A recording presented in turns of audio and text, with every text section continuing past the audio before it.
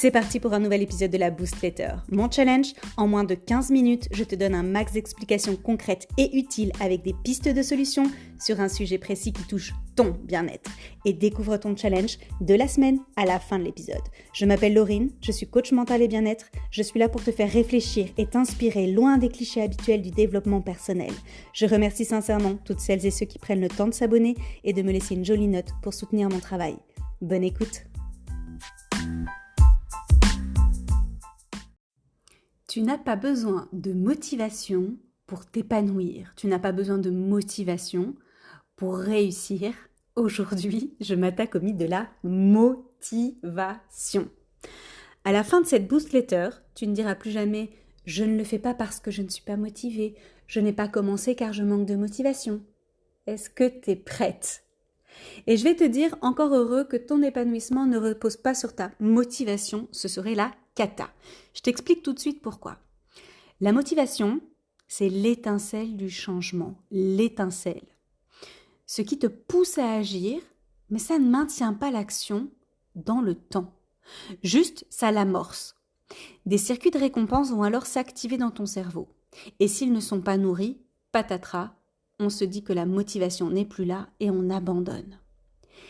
Si la récompense en question n'est pas au rendez-vous suite à ton passage à l'action, deux possibilités.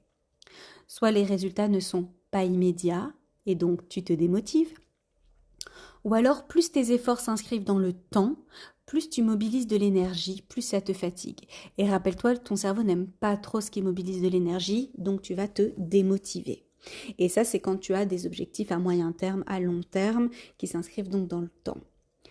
Et là, tu me dis, en fait, la solution, Laurine, ce serait quoi ? Qu'on soit motivé tout le temps. C'est beaucoup plus simple. Minute papillon. Ce serait la catastrophe. C'est comme si tu conduisais ta voiture uniquement en première. Ta première vitesse, c'est la vitesse la plus puissante de ta voiture. C'est celle qui va la mettre en mouvement. C'est la même chose avec la motivation.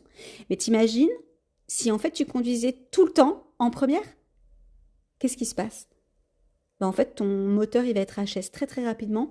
Tu vas épuiser ta voiture et elle sera en sinistre. En fait, elle sera capoute. En fait, ton corps c'est la même chose.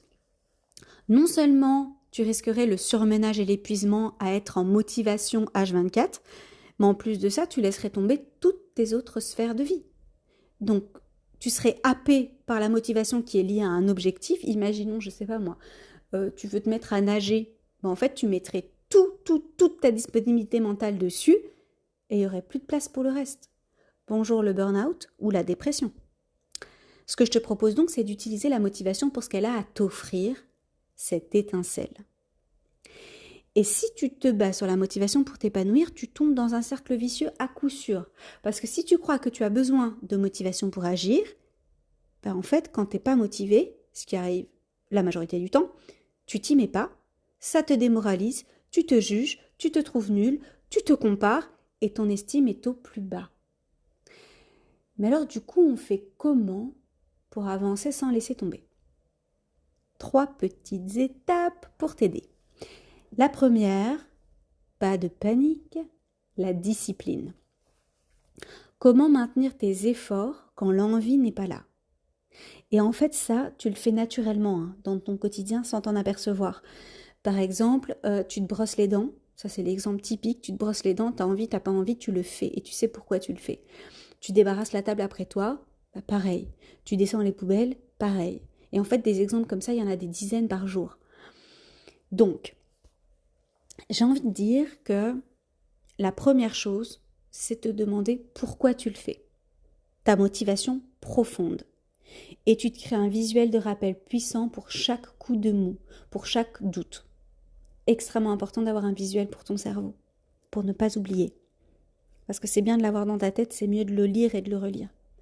Ensuite, tu t'organises et tu planifies tout ce que tu dois faire pour atteindre ton objectif, quel qu'il soit.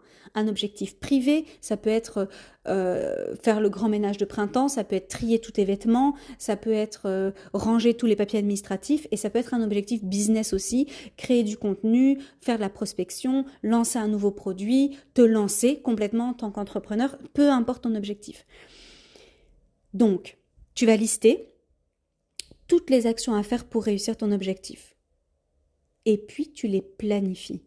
Tu les rends incontournables dans ton planning. Et là, vraiment, tu fais preuve de discipline. Tu as prévu 1 heure le lundi matin pour faire de la prospection ou pour bosser sur ton projet ou pour faire du sport ou peu importe l'objectif que tu t'es fixé. Tu ne le fais pas sauter. Sauf impératif de santé ou drame familial, quoi. Mais sinon, ça saute pas, tu le rends incontournable. C'est un rendez-vous, comme si tu avais rendez-vous avec quelqu'un d'autre, un rendez-vous extrêmement important. La deuxième étape, c'est la persévérance. Comment ne pas abandonner en cours de route? Et là, tu vas mettre en place des activités spécifiques qui vont activer ton circuit de récompense et qui te maintiennent impliqué, enthousiaste et motivé pour te remettre à chaque fois en action. Et ces activités spécifiques, ça peut être des routines bien-être, des routines de travail, le matin, le soir. Ça peut être des plaisirs quotidiens que tu transformes en habitude. Ça peut être des récompenses que tu t'accordes, des phases de repos que tu as planifiées, incontournables, je rappelle, des défis personnels que tu te lances à relever. Toutes ces activités-là sont des relais de motivation. C'est-à-dire qu'une fois que tu as eu l'étincelle de départ, en fait, tu vas mettre en place des relais de cette motivation pour répéter, si tu veux, cette étincelle et systématiquement ne pas abandonner et te rebooster. Et enfin, la troisième étape, la patience. Si tu souhaites des résultats durables et pérennes, sois patiente. Apprécie le chemin, fais confiance au processus. Je vais maintenant t'imager tout ça dans un exemple pour que tu puisses te l'approprier. Imagine que je veuille écrire un livre. Je dois le remettre à mon éditrice dans 3 mois. Je ne suis plus motivée, j'en ai marre d'écrire, j'arrive à saturation. L'idéal serait que j'écrive 10 pages par jour pendant 3 mois pour respecter le contrat initial. Je m'assois pour écrire et je fais 1000 autres choses. Pas du tout envie de me replonger dedans. Et là, tu peux vraiment te l'appliquer à 10 millions de scénarios. Première étape, qui concerne la discipline. 10 pages par jour à planifier chaque jour dans mon agenda au moment où je suis la plus créative et la plus productive. D'où l'importance de se connaître et si tu l'ignores, tu testes différents moments et tu trouveras celui qui te convient le mieux. Mais en fait, pourquoi j'écris déjà? Parce que j'adore créer un univers féerique dans lequel j'embarque mes lectrices. Parce que j'adore laisser libre cours à ma créativité et l'exprimer à l'écrit. Parce qu'à travers mes livres, je transmets de la joie, de l'amour et de l'espoir à celles et ceux qui me lisent. Parce que lorsque j'écris, je rends le monde de mes lecteurs un peu plus doux, je leur offre l'occasion de rêver et de se réinventer. Puissant, hein? 2. La persévérance. Je me crée un rituel boost chaque matin et un rituel d'apaisement chaque soir, à base d'automassage, de respiration et d'huile essentielle. J'arrange mon espace de travail pour qu'il soit à mon goût et qu'il favorise mon confort, parce que comme ça va m'inciter à y aller. Je peux même m'acheter des nouveaux gadgets de bureau, des nouveaux stylos, des nouveaux cahiers, des nouveaux carnets, et je peux même réorganiser mon bureau pour que ça fonctionne. Je mets en place des récompenses. Si j'écris 10 pages par jour cette semaine, le 7e jour, je m'offre un massage. Si j'écris 10 pages par jour le premier mois, j'organise une soirée resto Comedy Club avec les copines. Si j'écris 10 pages par jour chaque mois jusqu'à ma deadline, je planifie un week-end détente spa dans une autre ville. T'as compris le concept? Ta motivation t'aide à commencer ou à recommencer, voilà tout. Par contre, la totalité de ce que tu mets en place après fait toute la différence. Des coups de mou, on en a toutes. Et c'est normal. Coup de mou physique ou mental? Est-ce que tu dors assez? Et une bonne qualité de sommeil, évidemment. Est-ce que tu t'alimentes de manière équilibrée, variée et saine? Ton énergie repose aussi sur ton alimentation. Ta bonne humeur aussi. Est-ce que tu as une activité physique régulière? Très très très importante. As-tu intégré à ton quotidien des exercices de respiration pour apaiser ton système nerveux? As-tu trouvé les exercices qui te conviennent? Et enfin, est-ce que tu es bien entouré? L'entourage a un rôle essentiel à jouer. Je t'en ai parlé déjà dans la dernière Boost Letter que tu peux aller écouter, la numéro 38. Ces 5 derniers éléments sont essentiels à ton épanouissement et à la réussite de tes objectifs privés et professionnels.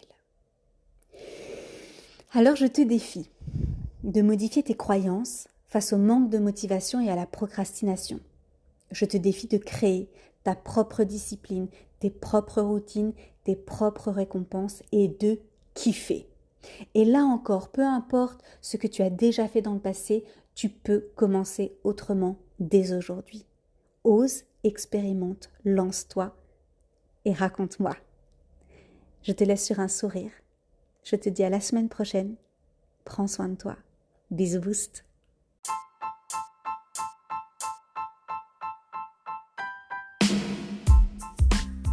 L'épisode est terminé. Merci de l'avoir écouté jusqu'au bout. Es-tu prête à relever le challenge du jour? À toi de jouer. Et n'oublie pas de me mettre une jolie note pour soutenir mon travail et faire vivre mon podcast. Partage-le à tout ton monde. Tu n'imagines pas à quel point il peut être utile pour un de tes proches. Toute mon actualité se trouve sur mon site internet coachinglorraine.com. J'ai hâte de te retrouver la semaine prochaine. Je te souhaite une belle nuit ou une magnifique journée. Prends soin de toi. À très vite.